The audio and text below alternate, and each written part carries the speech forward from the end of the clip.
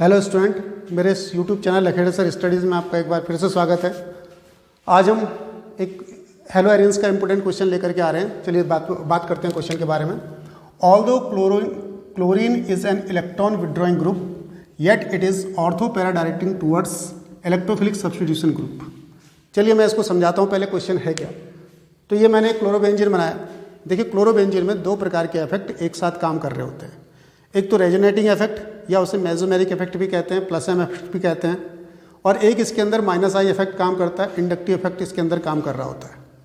Resonance कैसे काम करता है? देखिए, रेजोनेंस के थ्रू ये इलेक्ट्रॉनों को ऐसे देता है, यहाँ से ये बॉन्ड टूट जाता है, तीन ही बॉन्ड बनने हैं तो तीन ही बॉन्ड हम बनाएंगे इसमें। तो ये हमने फिर दोबारा से क्लोरोबेंजीन दिखाया मैंने, ये क्लोरोबेंजीन आ गया। ये यहाँ से बॉन्ड टूटा तो यहाँ पर डबल बॉन्ड आया, यहाँ से इसने इलेक्ट्रॉन यहाँ दिए तो यहाँ डबल बॉन्ड आया, और ये वाला बॉन्ड टूटा तो ये हमने यहाँ पर से बॉन्ड हटा दिया। तो ये बन गया इसमें, इस तरह से इसका स्ट्रक्चर इस प्रकार से बना। ध्यान से देखिए, इसने यहाँ इलेक्ट्रॉन दिए, डबल बॉन्ड बनाया तो ये बॉन्ड टूट गया, तीन डबल बॉन्ड आ गए इसमें। तो जैसे ये बॉन्ड, अब ये बॉन्ड यहाँ पर, ये यहाँ पर इलेक्ट्रॉन्स हो यहाँ पर बॉन्ड बनाने के लिए आएंगे तो ये वाला बॉन्ड टूट जाएगा। तो किस प्रकार से इसका स्ट्रक्चर बनना है, दोबारा से देखिए इसका स्ट्रक्चर कैसे बनेगा। ये इधर की तरफ को आ गया तो ये बॉन्ड ऐसे ही, इसको हमने छेड़ा भी नहीं था, ऐसे ही ये डबल बॉन्ड इसी प्रकार से आएगा। अच्छा, यहाँ से जब इसने इलेक्ट्रॉन डोनेट किए तो इसके ऊपर प्लस चार्ज भी आएगा, स्टिल प्लस चार्ज रहेगा यहाँ पर। अब यहाँ पर माइनस चार्ज आ जाएगा इसमें, क्योंकि इलेक्ट्रॉन इसने यहाँ डोनेट कर दिया। अब ये क्या करेगा, अपने इलेक्ट्रॉनों को यहाँ देगा।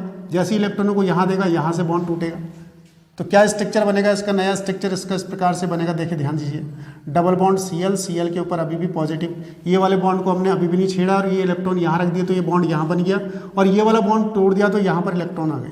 अब ये अपने इलेक्ट्रॉनों को यहाँ देगा तो ये वापस यहाँ इलेक्ट्रॉनों को लोन पेयर को वापस कर देगा। तो इसका स्ट्रक्चर कैसे बन जाएगा वापस, इसका स्ट्रक्चर, ये बॉन्ड यहाँ आया, ये बॉन्ड यहाँ आया, और ये बॉन्ड इसका यहाँ आया, और ये सिंगल बॉन्ड Cl और ये लोन पेयर इसके सब वापस।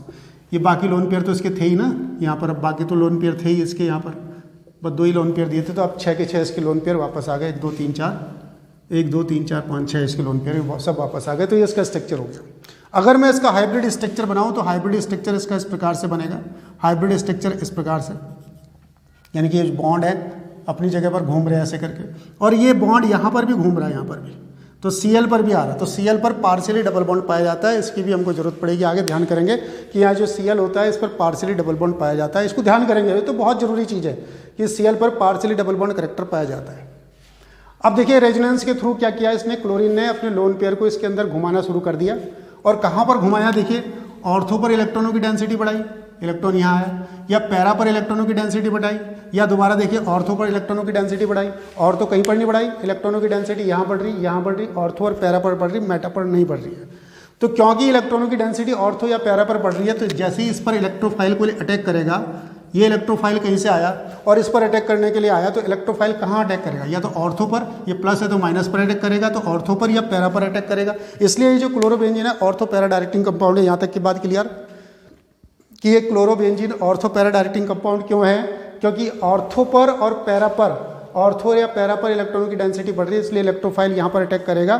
तो इसलिए chlorobenzene ortho para directing compound है। यहाँ तक की बात खत्म, ठीक है, ओके।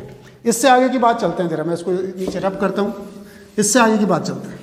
अब क्लोरोबेंजीन एक काम और करता है कि इस पर ये इस इफेक्ट को, जिस इफेक्ट के थ्रू ये इलेक्ट्रॉनों को दे रहा है रिंग के अंदर, इस इफेक्ट को जो हमने शो किया, इसको रेजोनेटिंग इफेक्ट कहते हैं, या प्लस एम मेसोमेरिक इफेक्ट कहते हैं। तो प्लस एम इफेक्ट इसे कहते हैं, या प्लस आर इफेक्ट भी आप इसे कह सकते हैं, रेजोनेटिंग इफेक्ट भी कह सकते हैं। तो ये प्लस एम या प्लस आर इफेक्ट इसके अंदर काम कर रहा है, बहुत बढ़िया बात है। अब क्लोरीन के अंदर एक चीज़ और होती है कि क्लोरीन की नेगेटिविटी ज़्यादा होती है, और जब भी इलेक्ट्रोनेगेटिविटी ज़्यादा होती है तो इलेक्ट्रोनेगेटिविटी के थ्रू इलेक्ट्रॉनों को बाहर को खींचेगा भी। तो इलेक्ट्रोनेगेटिविटी के थ्रू इलेक्ट्रॉनों को खींचने की प्रॉपर्टी को माइनस आई इंडक्टिव इफेक्ट कहते हैं। तो ये इलेक्ट्रॉनों को बाहर की तरफ को खींच रहा, तो माइनस आई इफेक्ट आ गया। इसका मतलब इस पर दोनों इफेक्ट काम कर रहे हैं। कौन इफेक्ट काम कर रहा है, माइनस आई इफेक्ट भी काम कर रहा और प्लस एम इफेक्ट भी काम कर रहा। माइनस आई इफेक्ट क्या कह रहा है कि इलेक्ट्रॉनों को बाहर को खींचा जाए, प्लस एम इफेक्ट क्या कर रहा है कि अंदर को दिया जाए। तो दोनों के दोनों एक साथ इफेक्ट इस पर क्लोरोबेंजीन पर काम कर रहे होते हैं। ये जो क्लोरोबेंजीन है इस पर दोनों के दोनों इफेक्ट काम कर रहे हैं। इस क्लोरोबेंजीन के अंदर प्लस एम इफेक्ट भी काम कर रहा है और माइनस आई इफेक्ट भी काम कर रहा है। प्लस एम इफेक्ट क्या कर रहा है कि इलेक्ट्रॉनों को इस रिंग के अंदर की तरफ को दे रहा, ये प्लस एम इफेक्ट है, और माइनस आई इफेक्ट क्या कर रहा है कि इसमें से इलेक्ट्रॉनों को खींच रहा। हमेशा 99% केस में आप ध्यान रखेंगे, 99.9% के केस में भी ध्यान रख सकते हैं कि plus M effect is more powerful than plus minus I effect. Inductive effect minus I हो चाहे प्लस आई हो, इंडक्टिव इफेक्ट की कंपेयर में ये जो मेसोमेरिक इफेक्ट होता है ज़्यादा पावरफुल होता है, तो ये ज़्यादा पावरफुल होता है। लेकिन एट द सेम टाइम ये जो हेलो एरिन्स हैं इसके केस में ये ज़्यादा पावरफुल होता है, माइनस आई इफेक्ट ज़्यादा पावरफुल होता है। एक्सेप्शन है, याद रखना पड़ेगा कि माइनस आई इफेक्ट ज़्यादा होता है, यूँ समझ लो इसकी नेगेटिविटी ज़्यादा होती है तो ये इलेक्ट्रॉनों को ज़्यादा खींचता है, तो माइनस आई इफेक्ट ज़्यादा पावरफुल होता है। अब जब माइनस आई इफेक्ट ज़्यादा पावरफुल हो जाएगा तो माइनस आई इफेक्ट यहाँ से इलेक्ट्रॉनों को बाहर खींचेगा, यानी ऑर्थो और पैरा पर इलेक्ट्रॉनों की डेंसिटी कम होनी चाहिए। ठीक है, तो यानी कि जो इलेक्ट्रोफाइल है उससे ऑर्थो और पैरा पर अटैक नहीं करना चाहिए, मेटा पर अटैक करना चाहिए, लेकिन ऐसा होता नहीं है। जो इसमें इलेक्ट्रोफाइल है अभी भी ऑर्थो या पैरा पर ही अटैक करता है। तो उसका कारण यह है कि इसमें ये जो दोनों इफेक्ट हैं एक साथ काम कर रहे होते हैं। कौन से दो इफेक्ट एक साथ काम कर रहे होते हैं? तो रेजोनेटिंग इफेक्ट या मेसोमेरिक इफेक्ट भी और माइनस आई इफेक्ट भी, दोनों इफेक्ट एक साथ काम कर रहे होते हैं। रेजोनेटिंग इफेक्ट तो क्या करता है, इलेक्ट्रोफाइल को रिएक्ट कराता है ऑर्थो और पैरा पर। अभी भी रेजोनेटिंग इफेक्ट डेंसिटी को थोड़ी थोड़ी बढ़ा रहा होता है, और कहाँ बढ़ा रहा होता है? ऑर्थो और पैरा पर ही। अभी भी जो इलेक्ट्रोफाइल है ऑर्थो और पैरा पर ही अटैक करेगा, लेकिन माइनस आई इफेक्ट क्योंकि इलेक्ट्रॉनों को बाहर की तरफ को खींच रहा, इसलिए उसको इलेक्ट्रोफाइल को ढंग से रिएक्शन नहीं करने देगा। तो चलिए अब ध्यान से लास्ट की बात सुनते हैं कि इस क्लोरोबेंजीन के अंदर प्लस एम इफेक्ट भी काम करता है और प्लस माइनस आई इफेक्ट भी काम करता है। प्लस एम इफेक्ट क्या करता है कि इलेक्ट्रोफाइल को अभी भी ऑर्थो और पैरा पर रिएक्शन कराने के लिए प्रेरित करता है, या प्लस आई इफेक्ट उसको इस इलेक्ट्रोफाइल को ऑर्थो और पैरा पर रिएक्शन कराता है। लेकिन माइनस आई इफेक्ट क्या करता है? माइनस आई इफेक्ट उस जो इलेक्ट्रोफाइल है उसको ढंग से काम करने नहीं देता। आकर के इलेक्ट्रोफाइल आएगा तो अभी भी ऑर्थो और पैरा पर ही रेजोनेंस के कारण, लेकिन ये माइनस आई इफेक्ट वो जो आ रहा है इलेक्ट्रोफाइल उसको ढंग से काम नहीं करने देता। इसलिए ये एक अच्छी इसके साथ अगर जो हम किसी इलेक्ट्रोफाइल की रिएक्शन कराते हैं तो बहुत अच्छी तरह से इलेक्ट्रोफाइल ये इलेक्ट्रोफिलिक सब्स्टिट्यूशन रिएक्शन बहुत अच्छी नहीं देता है। कारण समझ गए इलेक्ट्रोफिलिक सब्स्टिट्यूशन रिएक्शन क्यों नहीं देता? इलेक्ट्रोफिलिक सब्स्टिट्यूशन रिएक्शन इसलिए नहीं देता क्योंकि माइनस आई इफेक्ट उसकी रिएक्टिविटी को अफेक्टेड करता है। तो माइनस आई इफेक्ट का क्या काम है इसके अंदर, आप समझिए। माइनस आई इफेक्ट रिएक्टिविटी को कंट्रोल करता है, रिएक्टिविटी को कम या ज़्यादा करता है इसके अंदर। और प्लस एम इफेक्ट अभी भी ऑर्थो और पैरा पर उस इलेक्ट्रोफाइल को अटैक करने देता है। तो प्लस एम इफेक्ट या प्लस आर इफेक्ट के थ्रू अभी भी ऑर्थो और पैरा पर अटैक करता है, लेकिन ये माइनस आई इफेक्ट के थ्रू हम यूं कह सकते हैं ढंग से अटैक नहीं करता है। कौन? इलेक्ट्रोफाइल। तो इलेक्ट्रोफाइल अभी भी ऑर्थो पैरा पर अटैक करेगा एम के थ्रू, माइनस आई इफेक्ट उसकी रिएक्टिविटी को कम करेगा। तो ये हमारे पास क्वेश्चन का आंसर हुआ। देखिए एक चीज़ देखिए जरा, इसमें हमारे पास एक कंपाउंड लेता हूँ मैं जरा इसमें।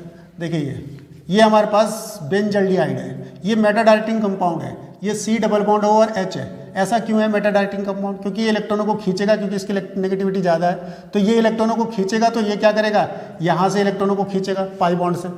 तो इलेक्ट्रॉन किधर की तरफ को जा रहे हैं? देखो ये फिर इधर से इलेक्ट्रॉनों को खींचेगा तो इलेक्ट्रॉन किधर की तरफ को शिफ्ट हो रहे, बाहर की तरफ को शिफ्ट हो रहे। बाहर की तरफ को मतलब ऑर्थो और पैरा पर यहाँ इलेक्ट्रॉनों की डेंसिटी घट जाती है। तो कहाँ बढ़ जाती है? मेटा पर बढ़ जाती है। तो ये मेटा पर अटैक करता है। इसमें कोई भी इलेक्ट्रोफाइल अगर जो आएगा तो कहाँ अटैक करेगा? वो मेटा पर अटैक करेगा। और इसमें कहाँ अटैक करता है? देखो इस पर कहाँ अटैक कर रहा है? इस पे ऑर्थो और पैरा पर अटैक करता है।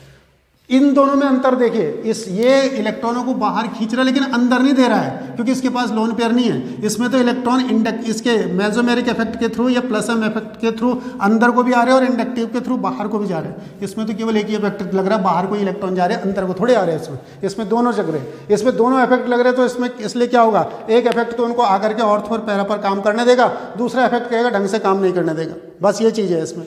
ठीक है, चलिए देखिए जरा यह क्वेश्चन क्या, इसका आंसर क्या लिखना है। Chlorine withdraw electrons through minus I effect. देखो क्लोरीन इलेक्ट्रॉनों को खींच रहा है किसके थ्रू? माइनस आई इफेक्ट के through. And release electron through resonance या प्लस एम इफेक्ट। तो प्लस एम इफेक्ट के थ्रू ये हमने कहा कि इलेक्ट्रॉनों को रिलीज भी कर रहा है। Through resonance halogen trend to stabilise carbocation. तो कार्बोकैटायन के बारे में हमने थोड़ी सी बात करी नहीं, अभी बात कर लेंगे इसके बारे में। So the effect is more effective and ortho and para at ortho and para position. Reactivity is controlled by strong minus I effect, मैंने क्या कहा था, माइनस आई इफेक्ट क्या करता है, उसको इलेक्ट्रोफाइल को ढंग से रिएक्ट नहीं कर देता, रिएक्टिविटी को डिसाइड करता है minus I effect. And orientation, orientation का मतलब क्या होता है, ऑर्थो और para is controlled by the resonance या प्लस एम इफेक्ट। तो ठीक है, ये लास्ट वाली लाइन को आप लिख के आए आंसर में। अगर जो ये क्वेश्चन आता है कि reactivity is controlled by resonance, reactivity is controlled by strong minus I effect and orientation is controlled by resonance, therefore chlorobenzene is still ortho para directing compound towards electrophilic substitution reactions। ठीक है, अच्छा मैं इसमें जरा carbocation को और show कर देता हूँ मैं। कार्बोकैटायन इतना लिखने के बाद आप एक रिएक्शन और लिख दें इसमें, ये कार्बोकैटायन की रिएक्शन। तो कार्बोकैटायन की रिएक्शन को आप कैसे शो करें इसमें, देखिए ये हमारे पास यहाँ पर Cl है, ये इसमें इलेक्ट्रोफाइल आया अटैक करने के लिए E+, यहाँ से ये बॉन्ड टूटेगा, यहाँ से ये बॉन्ड टूटेगा तो क्या होगा इसमें, देखिए ये इसकी कंडीशन ऐसी बनेगी, यहाँ पर ये वाला बॉन्ड टूट गया, ये टूट गया, यहाँ पर समझो H था और ये E आकर भी यहाँ जुड़ गया, ये E आ गया यहाँ पर, ये E इलेक्ट्रोफाइल आ गया यहाँ पर, ये बॉन्ड टूटा, मान लिया इसकी तरफ को गया, इस पर ये यहाँ पर बॉन्ड टूटा, तो ये जो बना यहाँ पर, ये देखो Cl है, ये Cl है और ये कार्बोकैटायन बनेगा। यहाँ पर कार्बन हर जगह होगा तो ये कार्बोकैटायन बन जाएगा। E+ यहाँ आ गया, C+ यहाँ हो गया तो कार्बोकैटायन बन गया।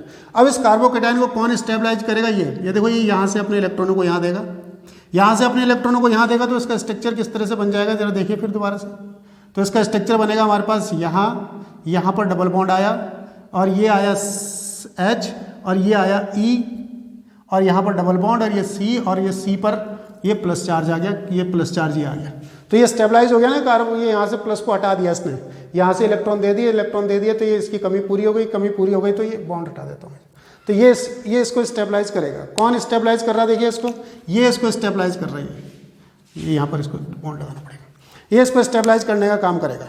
तो इसको ऐसे करके दिखा देंगे आप। यदि ये ऑर्थो पर अटैक करता है तो ऑर्थो पर अटैक करता है तो ऐसे, और पैरा पर अटैक करता है तो कैसे होगा, इस पर पैरा पर अटैक करने पर भी इसी प्रकार से आप दिखाएंगे। ये C है, यहाँ पर C है और यहाँ Cl है, ये आ गए लोन पेयर, ये बॉन्ड टूट गया, तो E+ फिर आ गया, ये बॉन्ड टूट गया, यहाँ पर E+ फिर आ गया, तो E+ देखो पैरा पर अटैक करेगा, ये पैरा पर कैसे आएगा, आराम से ये बॉन्ड टूट गया, ये E यहाँ आ गया, H भी है, H भी दिखाना चाहो तो दिखा दो, E यहाँ आ गया, इसके पास क्या आ गया, प्लस आ गया, यहाँ पर क्या था, Cl है, ये लोन पेयर है।